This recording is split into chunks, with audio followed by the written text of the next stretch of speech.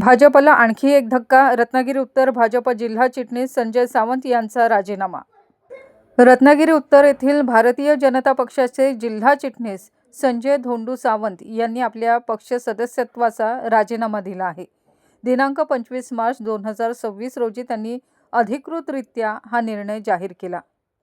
सावंत हे भारतीय जनता पक्षाचे सक्रिय पदाधिकारी म्हणून कार्यरत होते, मात्र काही वैयक्तिक कारणांमुळे तसेच पुढील वैयक्तिक आणि व्यावसायिक जबाबदाऱ्यांमुळे त्यांनी आपल्या पदाचा व पक्ष सदस्यत्वाचा राजीनामा देण्याचा निर्णय घेतल्याचे त्यांनी पत्राद्वारे स्पष्ट केले आहे।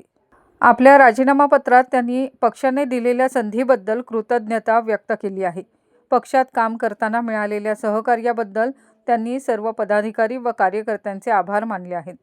दरम्यान सावंत यांच्या या राजीनाम्यामुळे रत्नागिरी उत्तर भाजप संघटनेत चर्चेला उधाण आले असून त्यांच्या पुढील राजकीय वाटचालीकडे सर्वांचे लक्ष लागले आहे।